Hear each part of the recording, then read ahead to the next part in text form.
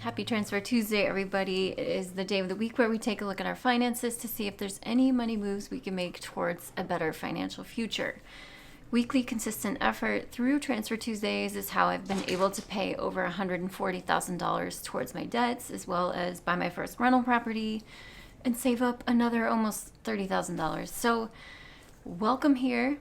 If you are new, my name is Rachel, and I have 6 figures of student loan debt left to go, and today's transfer is no exception to the progress that I've made. So I do have some good transfers to share with you guys this week, as well as one I want to do live with you here today, just because it was a pay week, so that's always exciting. That helps move the needle a little bit faster, of course. Before we get into the transfers, though, I do want to say thank you guys so much for your support on my last video. It was kind of a collection of thoughts I've been having lately about really switching my focus from just paying down my student loans and becoming debt-free to more maybe investments make a smarter choice for me in the moment. And of course, there's tons of feedback, pros and cons, different opinions.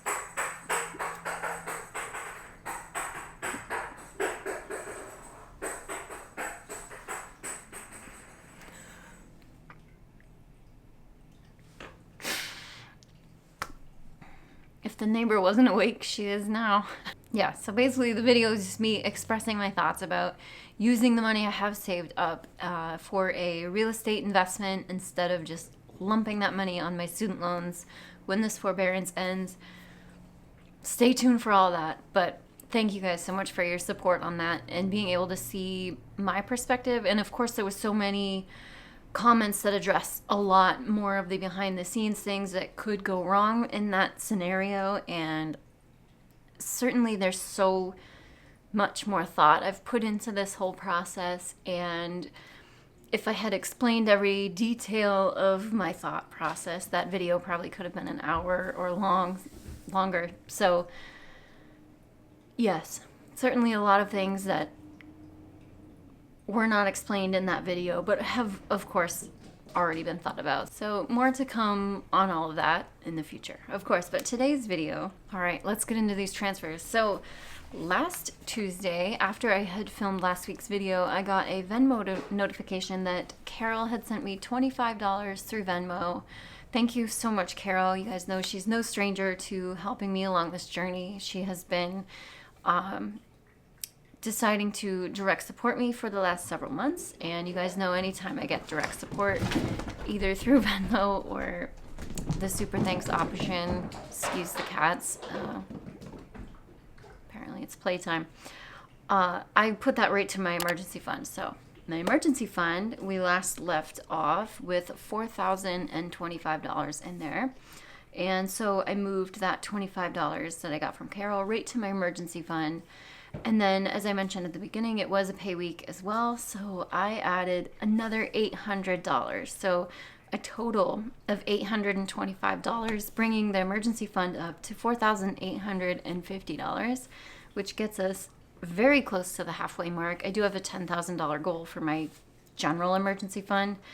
That is kind of the last sinking fund that I'm working on, which emergency fund, certainly I would recommend everyone be your top priority, but my other sinking funds are basically like smaller emergency funds, so it's all the same. If I had an emergency, I would use whatever I needed to, certainly, but I just can't wait for this emergency fund to be fully funded and I can focus on other things. But that, we're getting there. We're halfway almost, so that's very exciting.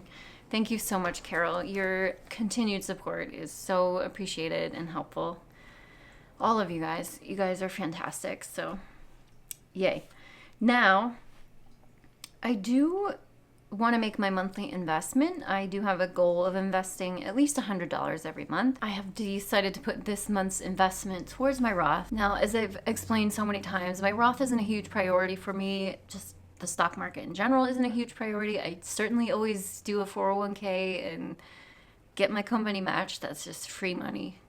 No brainer. And I do absolutely appreciate and understand the value of retirement funds.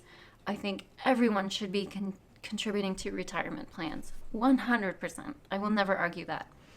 It's just not a huge priority for me, as I am trying to work my way towards financial independence before I'm 65. So I'm trying to also invest in vehicles that will allow me to have cash flow and income before I'm 65, because I don't want to work until I'm 65. That's just not my game plan. So absolutely 100% would always recommend to everybody to contribute to retirement plans, but I just don't go that hard with it because, first of all, I didn't get started at an early age, so I don't have that huge benefit of time in the market.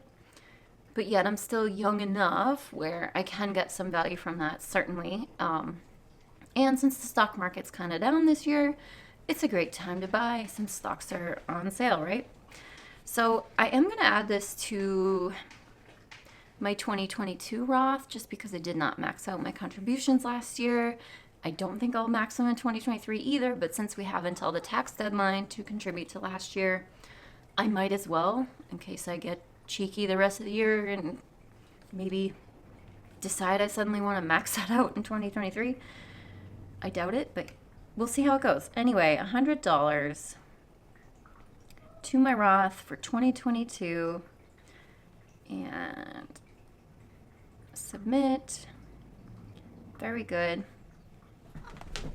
And then once that clears in, of course, you do want to make sure you're picking your stocks and not just letting it sit in there. It is just an account. You need to actually go in and invest it. Once the money clears in, you need to pick specific stocks you want to buy, right? That's apparently an all too common mistake with retirement funds, is people just put money in them thinking, oh, that's all I have to do. But unfortunately, it's just an account. You do have to go in and pick your investments. So I will do that once the money clears in.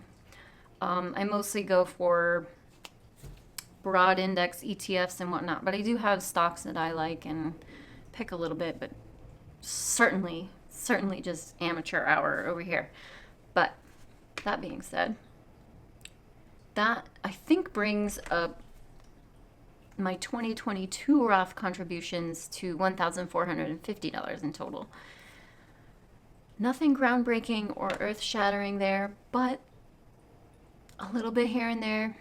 That's what matters, just like to your savings every week, whatever it is, whatever financial goals you have. That is the importance of Transfer Tuesday, in my opinion.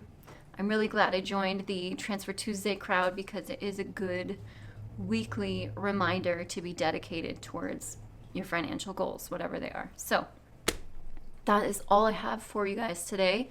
Thank you so much for watching. As always, let me know down in the comments what money moves you guys made towards your financial futures. Always love hearing about it. It's very motivating for myself as well. So I will see you guys in my next video.